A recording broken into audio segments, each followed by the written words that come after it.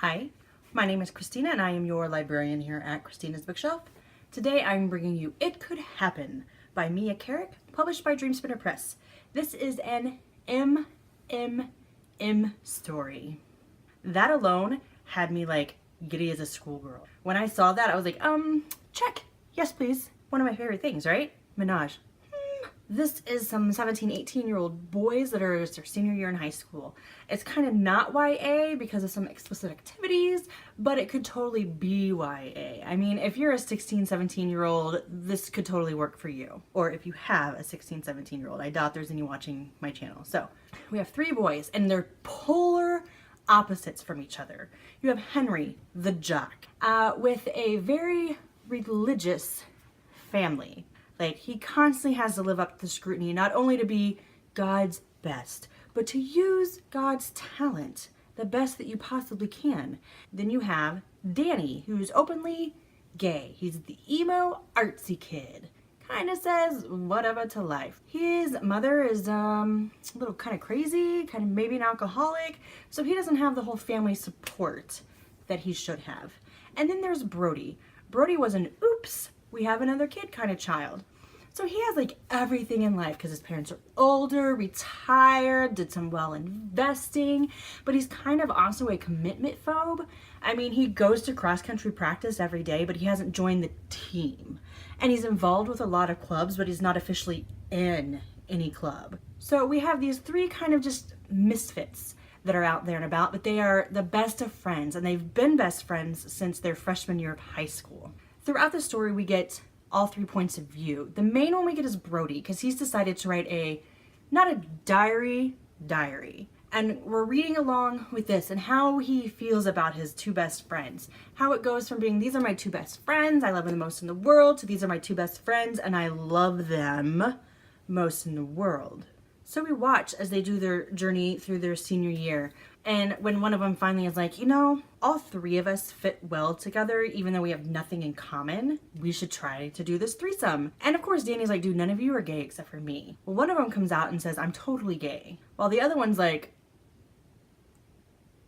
I'm just kind of here. And he bolts. So what I've deduced from this is we have two completely gay characters, and I would kind of consider the other one either bisexual or demisexual.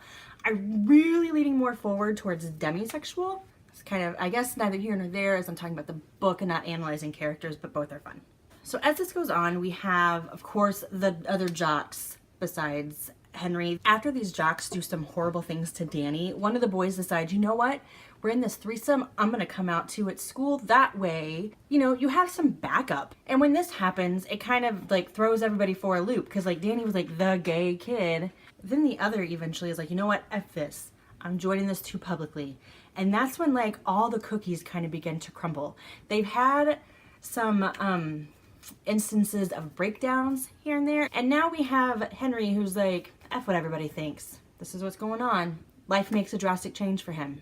And then when we're thinking that everything is going to be great, life makes another drastic change. And then we have another character whose life makes another drastic change.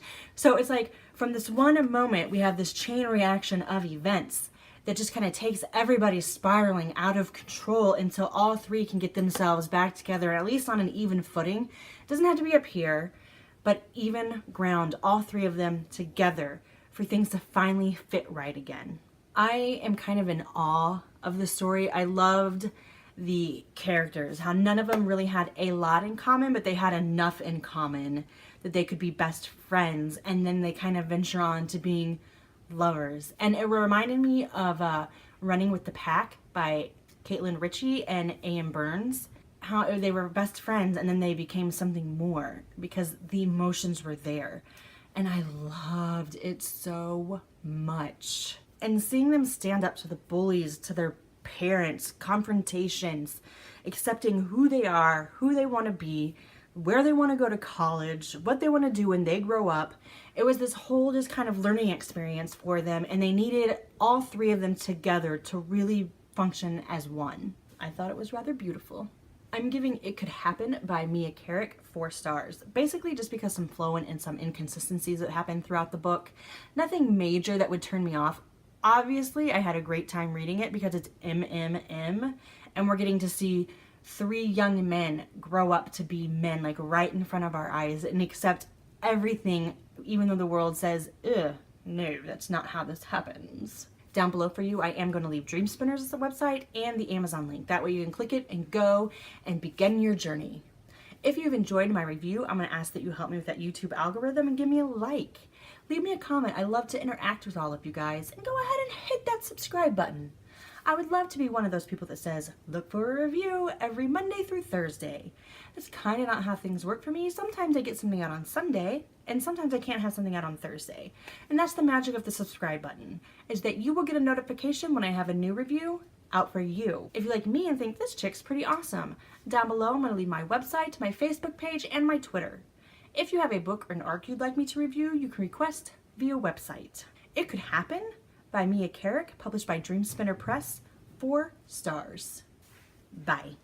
Hi, my name is Christina and I'm your librarian here at Christina's Bookshelf, and today I am bringing you Love Plus One by P.A. Friday, published by 9 Star Press. This book is already out and wowza! Oh my gosh. Let's talk about like the best written porn ever, but with a very meaningful, very fantastically written, heart-wrenching, and just a gut-churning scene that makes you want to pound somebody's face in.